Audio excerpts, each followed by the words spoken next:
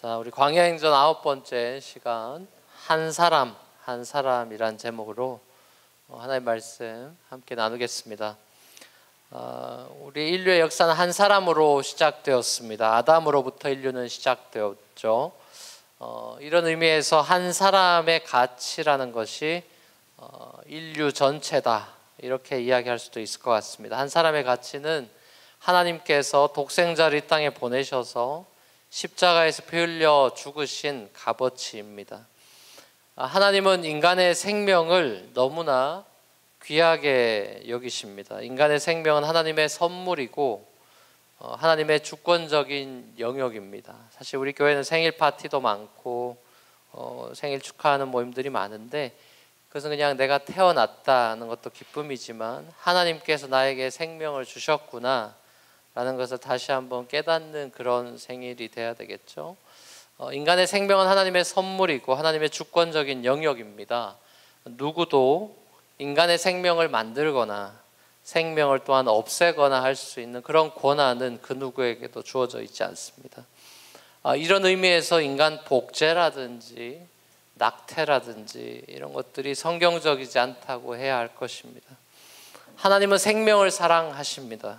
하나님의 그 충만한 생명을 누리면서 이 땅 가운데 하나님의 왕국을, 하나님이 다스리시는 그 하나님의 나라, 하나님의 왕국을 실현하는 이 문화명령 혹은 창조명령을 즐기면서 하나님과 또 하나님의 하나님 만드신 피조물들을 향유하는 기쁨을 누리는 삶이 하나님의 창조 목적이었습니다. 하지만 안타깝게도 인간은 하나님을 떠나고 말았고, 하나님을 즐거워하지 않고 그를 영화롭게 하지 않고 다른 피조물들을 더 즐거워하게 되었습니다. 마치 비유하자면 결혼한 신부가 신랑보다 신랑이 가져온 혼수라든지 집이라든지 이런 것들을 더 좋아하게 된 것과도 비슷할지도 모르겠습니다. 본질이 뒤바뀐 것이죠.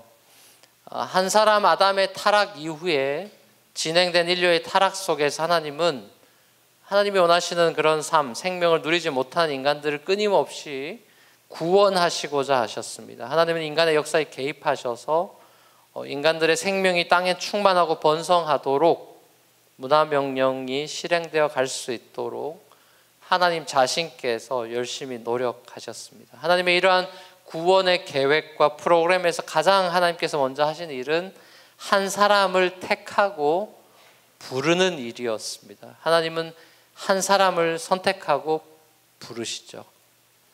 하나님은 한 사람 노아를 선택하고 부르셨습니다. 하나님은 한 사람 아브라함을 선택하고 부르셨습니다. 하나님은 에서가 아닌 야곱을 선택하고 부르셨습니다. 하나님은 모세를 선택하고 부르셨습니다. 하지만 하나님의 이런 한 사람 선택 그리고 부르심, 그 한 사람만을 위한 것은 아니었죠. 그 한 사람 안에서 하나님은 인류를 바라보셨습니다. 아담 안에서 인류를 바라보셨듯이 하나님은 그 한 사람만 보신 것이 아니라 그 한 사람 안에 들어있는 수많은 자손들, 후손들을 바라보셨습니다. 성경 속에 하나님은 이렇게 항상 한 사람을 찾고 계시죠. 많은 레퍼런스가 되는 성경 구절들이 있는데요. 하나씩 잠깐만 살펴보면 사무엘상 13장 14절에 사무엘 선지자 이야기입니다. 같이 한번 읽어보겠습니다. 시작. 그러나 이제는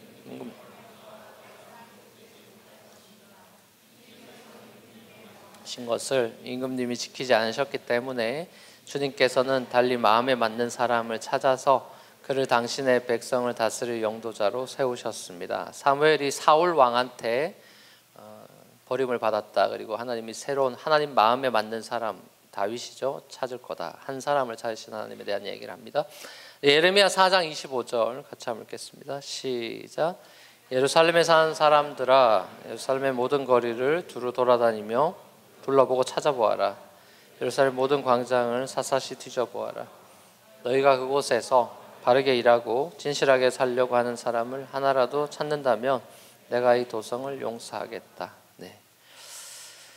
예루살렘, 이스라엘, 그러니까 남유다의 멸망을 앞두고 안타까움 속에 눈물의 선지자를 알려진 예레미야가 예루살렘 사람들에게 했던 메시지 중에 바르게 일하고 진실하게 살려고 하는 하나라도 그런 사람을 찾으면 하나님이 이 도성을 용서해 주겠다라는 표현이 나오죠. 소돔 고모라를 연상시키는 장면입니다. 하나님이 바르게 일하고 진실하게 살려는 사람을 찾고 계신다. 에스겔서 22장 30절 같이 한번 읽겠습니다. 에스겔서 22장 30절 시작. 나는 그들 가운데서 한 사람이라도 이 땅을 지키려고 성벽을 쌓고 무너진 성벽의 틈에 서서 내가 이 땅을 멸망시키지 못하게 막는 사람이 있는가 찾아보았으나 나는 찾지 못하여. 자, 에스겔도 예레미야랑 동시대 인물이 조금 더 나이가 젊은 선지자죠. 여기서도 한 사람을 찾는다. 무너진 성벽을 막을 사람을 찾지만 찾지 못했다. 이스라엘의 멸망의 이유에 대한 어떤 그런 힌트를 주고 있는 장면들이죠. 자, 신약으로 넘어와서 요한복음 4장 23절 같이 한번 읽겠습니다. 시작. 참되게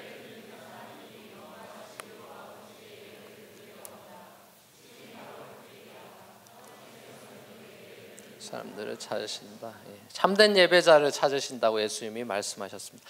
자, 하나님께서 사람을 찾습니다. 하나님 구인 광고를 하고 계시죠. 하나님 한 사람을 찾고 계십니다.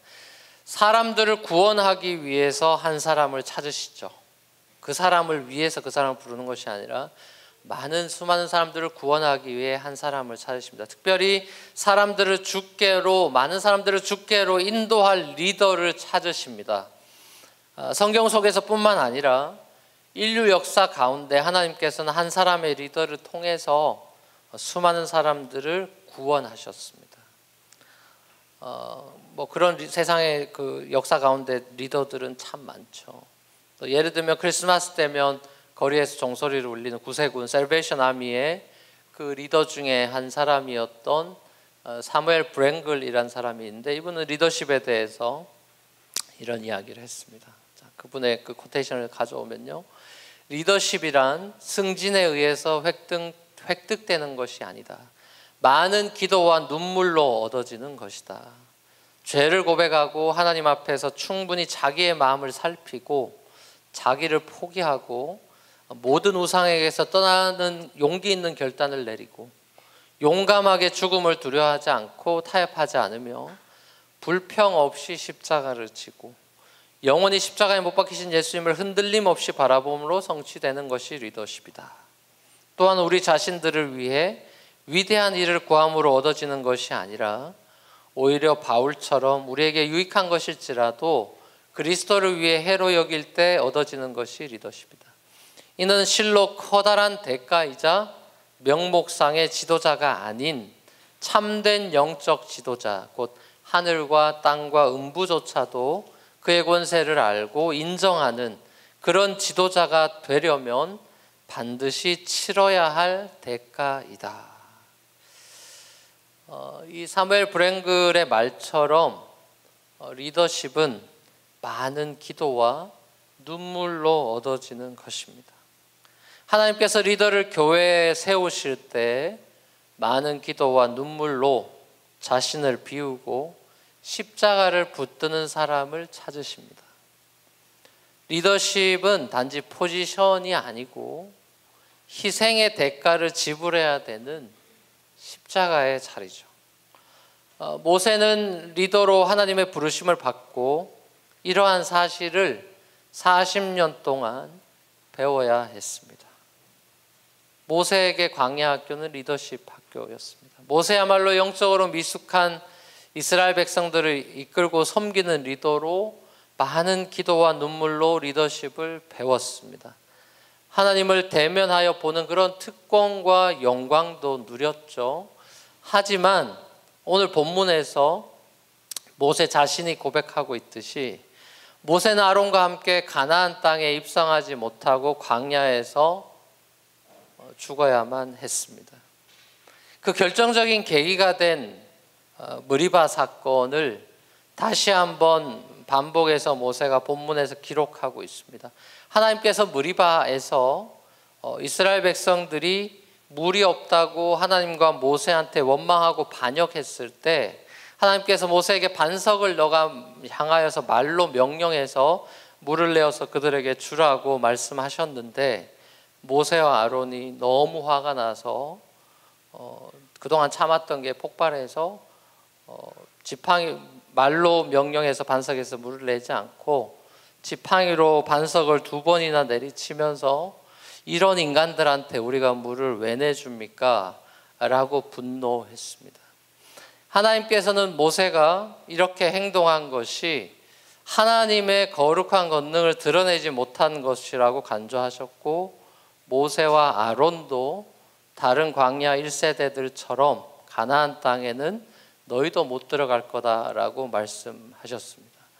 그 결과로 아론은 엘르아살한테 그 제사장직을 물려주고, 모세는 그의 시종이었던 여호수아에게 각각 리더십을 이양하게 됩니다. 모세와 아론도 가나안 입성의 불합격 판정을 받았다. 인간적으로 볼 때 굉장히 억울해 보일 수 있겠죠. 40년 동안 엄청나게 고생한 모세가 가나안에 못 들어가면 도대체 누가 가나안에 들어갈 자격이 있다는 말일까요? 하나님께서 모세 실컷 부려먹고 마지막에 매정하게 잘라버리시는 것일까요? 그런 것이 아니겠죠. 모세 가나안 입성 여부는 단순히 모세 한 사람의 일은 아닙니다. 사도 바울이 고린도전서 10장에서 말씀하고 있듯이 구약의 이런 모든 사건들은 사실상 모세의 삶도 모세 삶으로 그치는 것이 아니라 신약 성도들을 위한 그림자이죠. 구약의 모든 사건들은 신약 성도들을 위한 교훈적인 목적을 담고 있습니다. 고린도서 10장에 이제 바울이 이야기하고 있는데, 우리가 보고 있는 민수기와 많이 연결되어 있기 때문에 조금 긴 구절이긴 하지만 그래도 함께 보면 유익할 것 같습니다. 고린도서 10장 1절에 12절 같이 한번 읽어보면 좋을 것 같습니다. 같이 한번 읽겠습니다. 시작. 형제 자매 여러분,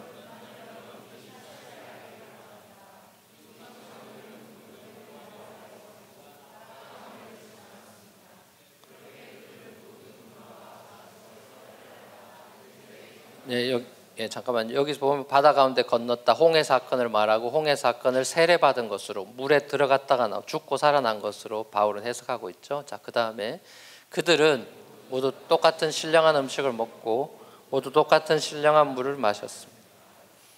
그들은 자기들과 동행하는 신령한 바위에서 물을 마신 것입니다.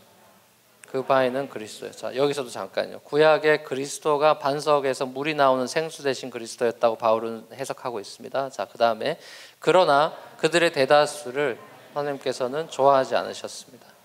그들은 광야에서 멸망하고 말았습니다. 이런 일들은 우리 조상들이 악을 좋아한 것과 같이 우리가 악을 좋아하는 사람이 되어서는 안 된다는 것을 우리에게 가르쳐주는 본보기가 되었습니다. 그들 가운데 얼마나 우상을 숭배했습니다. 성경에 기록하기를 백성들이 앉아서 먹고 마셨으며 일어서서 춤을 추었다 하였습니다. 여러분, 그들과 같이 우상 숭배자가 되어서는 안 됩니다. 간음하지 맙시다.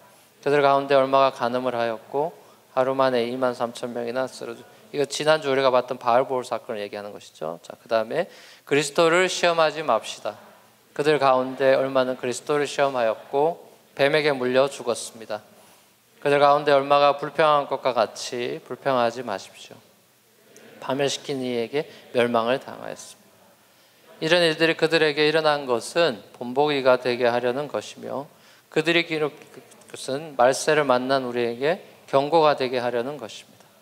그러므로 서 있다고 생각하는 사람은 넘어지지 않도록 조심하십시오. 아멘. 네. 자, 여기 보면 2번씩이나 본보기라는 표현이 나오고 있죠. 구약은 신약의 본보기입니다. 구원도 그렇고 심판도 그렇고, 그 출애굽의 패러다임은 십자가를 내다보고 있는 것이죠. 구약은 신약의 본보기입니다. 모세가 가나안에 못 들어간 것 본보기죠. 출애굽 1세대에는 갈렙과 여호수아만 가나안에 들어갔죠. 이들에 대한 평가를 모세가 잊지 않고 기록하고 있습니다. 민수기 14장에 나오죠. 이것도 한번 같이 읽어보겠습니다. 민수기 14장 24절 같이 읽겠습니다. 시작. 그러나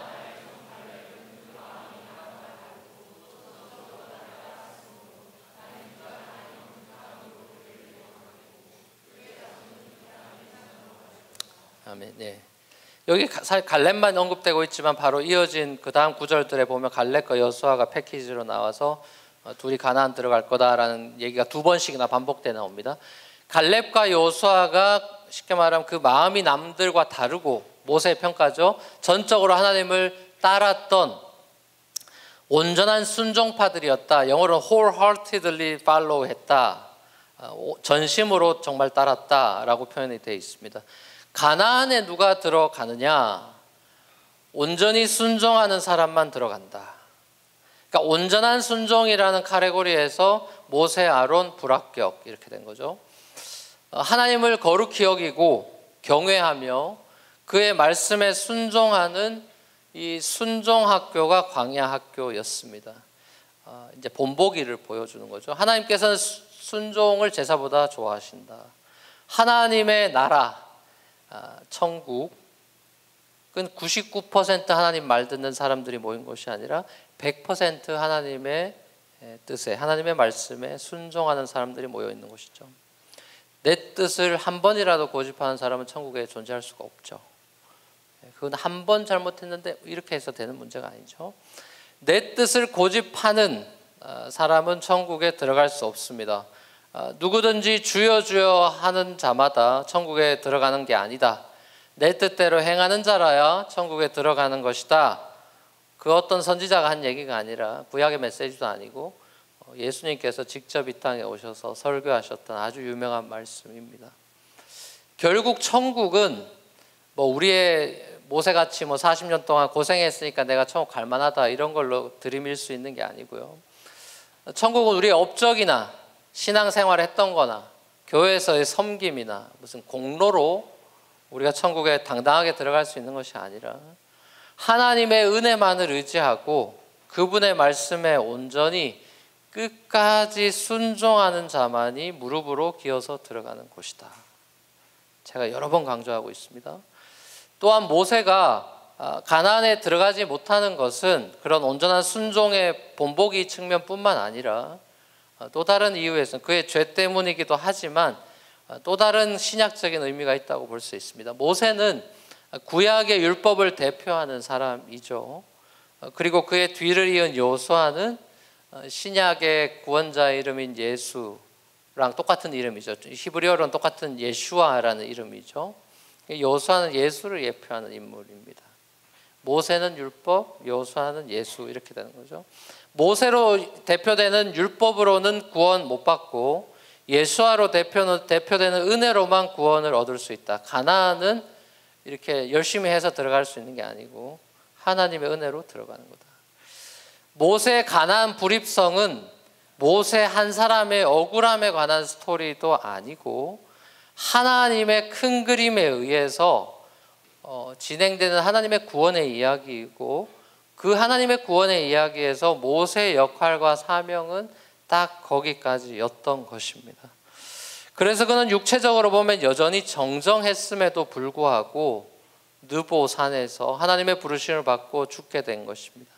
마치 신약에서도 세례 요한이 구약과 신약을 잇는 다리 역할을 했고, 그는 예수님의 오실 길을 광야에서 예배한 사람이었죠. 여자가 낳은 사람 중에 이 사람보다 큰 사람이 없다고 예수님이 칭찬하셨던 그 세례 요한, 그 예수님의 오실 길을 광야에서 예비한 사람이었듯이, 예수님을 넘어설 수는 없듯이 모세는 여호수아가 이 세대와 함께 가나안 정복 전쟁을 할 준비를 갖춰준 역할을 한 것이고 거기까지였던 것이죠.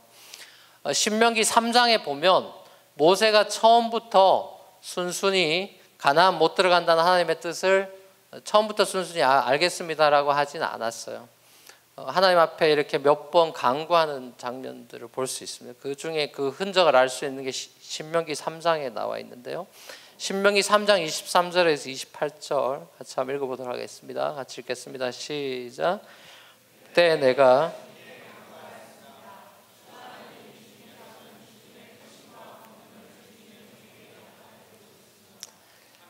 땅사에 어떤 이신이 권능을 하신 것과 같은 일을 할 수 있겠습니까? 부디 저를 건너가게 하여 주십시오. 아름다운 땅과 아름다운 산과 레바논을 하여 주십시오. 그러나 주님께서는 당신들 때문에 나에게 진노하셔서 나의 간구를 들어주지 않으셨습니다. 주님께서 나에게 말씀하셨습니다. 이것으로 내게 족하니 이 일 때문에 더 이상 나에게 말하지 말아라. 넌 이 요단강을 건너가지 못할 것이니 저 비스가 산 꼭대기에 올라가서 너의 눈을 들어 동서남북 사방을 바라보아라. 넌 여호수아에게 저 직분을 맡겨서 그를 격려하고 그에게 용기를 주어라. 그는 이 백성을 이끌고 건너갈 사람이며 내가 보는 땅을 그들에게 유산으로 나누어 줄 사람이다. 아멘. 모세는 자기 잘못을 깊이 회개하고 하나님께 가나안 입성에 대해서 간구했습니다. 들여보내 달라고. 하지만 하나님의 대답은 That's enough. 이것으로 네게 족하니까 다시는 얘기하지 마라 였습니다. 마치 신약에 사도 바울이 육체 가시 때문에 고통스러워서 하나님께 3번이나 간구했지만 거절당했던 경우랑 비슷하죠. 그때도 하나님이 enough란 단어를 쓰시죠. 내 은혜가 너한테는 enough하다. 모세도 바울도 하나님께서 사용하셨던 아주 위대한 인물들인데 하나님께서 너무 그들을 사랑하셔서 바울도 나중에 고백하듯이 자기가 자고하게 되지 않게 하려고 그러셨다. 육체 관계를 가시를 남겨놓으셨다고 그렇게 고백하듯이 모세도 바울도 하나님께서 너무나 사랑하셔서 그들이 교만해지지 않도록 막으셨다고도 보입니다. 모세가 가나안 들어가서 계속해서 리더십에 있었으면 모세가 신격화되었을 가능성이 높아 보입니다. 왜냐하면 모세가 들었던 노뱀조차도 우상 숭배했던 이스라엘의 히스토리를 볼 때 충분히 그럴 가능성이 있어 보입니다. 하나님께서 모세 한 개인을 위해서라도 그가 아름답게 은퇴할 수 있도록 오히려 배려해 주셨다라는 생각이 많이 듭니다. 결국 하나님께서 모세에 이어서 여호수아가 신세대를 이끌고 가나안 정복 전쟁을 치르도록 하셨는데요. 리더십의 계승이 이루어졌고 하나님은 여호수아 한 사람을 통해서 백성들을 인도하셨습니다. 모세오경을 잘 살펴보면 사실상 하나님께서는 여호수아를 하루아침에 리더로 세운 게 아니라 미리부터 젊어서부터 준비하셨다라는 걸 알 수 있습니다. 여호수아의 첫 등장은 출애굽기 17장입니다. 출애굽한 이스라엘이 광야에서의 첫 전투였던 아말렉과의 전투에 여호수아가 처음으로 등장합니다. 모세가 팔을 들면 이스라엘이 전투에서 이기고 팔이 이렇게 내려오면 전투에서 지는 것이 이스라엘의 광야에서의 첫 전쟁의 추억입니다. 여호와 니시, God is my banner, 여호와는 승리의 깃발이라는 첫 경험이었죠. 이때 전쟁터에서 선도에서 진두지휘했던 대장이 바로 젊은 여호수아였습니다. 그 이후에 십계명을 받으러 시내산에 올라간 모세를 산까지 쫓아가서 수종 들었던 인물이 여호수아죠. 여호수아는 하나님께서 장막 태버네클에서 모세와 친구처럼 대화하는 장면을 지켜보기도 했습니다. 또 모세가 하나님과 대화한 후에 자기 텐트로 우리식으로 하면 새벽기도 마치고 철야기도 마치고 자기 집에 들어갈 때 여호수아는 하나님의 임재로 가득한 그 장막을 한참 동안이나 떠나지 않았던 사람입니다. 모세는 집에 가도 여호수아는 거기 남아 있었어요. 여호수아는 용맹스러운 장수였고 또 한편으로는 하나님의 임재를 사모하는 그런 사람이었습니다. 민수기에서 여호수아는 출애굽기에 이런 여호수아가 나오고 민수기에서 여호수아는 가나안으로 파송된 12지파의 정탐꾼 중에 한 명으로 등장합니다. 한 지파의 리더였던 여호수아를 보게 되죠. 이처럼 하나님께서는 여호수아를 선택하시고 젊어서부터 군사적으로 또 영적으로 훈련시키시고 준비시켰습니다. 하나님께서 여호수아와 함께 계셨고 오늘의 본문 표현처럼 여호수아는 성령을 받은 사람이었습니다. 구약에 성령 받은 사람 몇 안 되죠. 하나님의 계획은 이 성령의 사람 여호수아를 통해서 이스라엘이 가나안 땅을 유업으로 차지하도록 하는 것이었는데요. 이것은 성령이 비둘기처럼 임한 한 사람 예수아를 통해서 온 인류가 하나님의 나라를 유업으로 받게 하시려는 하나님의 그 큰 계획의 예고편이었던 것입니다. 성경에서 한 사람을 선택해서 구원의 이야기를 써내려 가시는 하나님의 이야기의 최종적인 목적지는 바로 한 사람, 예수 그리스도인 것입니다. 이사야 선지자가 이것을 예언한 것이죠. 이사야서 9장 6절 같이 한번 읽어볼까요? 이사야서 9장 6절 시작. 한 아기가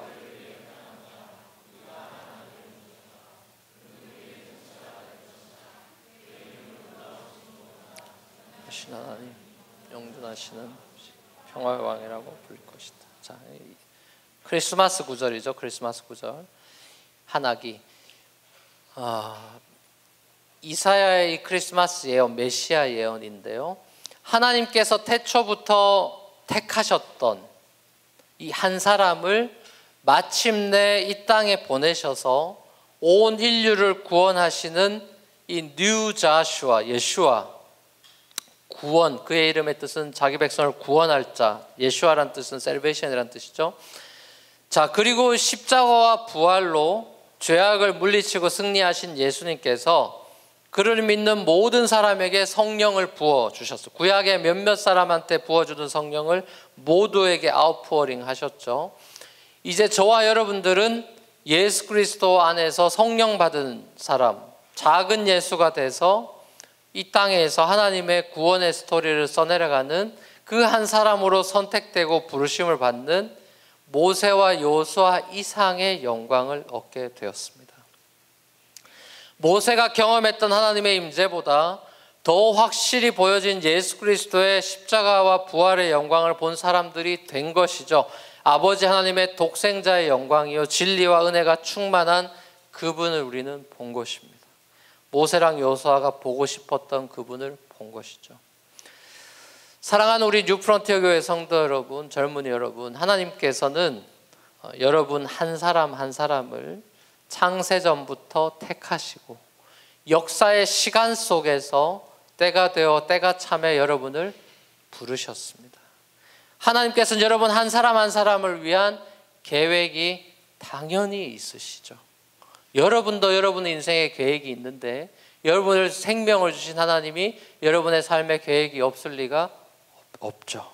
우리가 전도할 때 사역리 할 때 제일 먼저 이 얘기하는 거 아닙니까? God has a wonderful plan for you. 하나님이 놀라운 당신을 향한 계획이 있습니다. 우리가 그냥 빈말로 하는 말이 아니죠. 우리가 그렇게 전도할 때 당신에게 계획이 있다라고만 할 게 아니라 나에게도 그런 계획이 있다는 걸 믿음으로 이야기를 해야 되겠죠. 여러분을 통해서 하나님의 구원의 스토리를 써내려 가서 우리가 천국 가면 우리의 각자의 성경과도 같은 하나님의 이야기들이 두루마리가 있겠죠.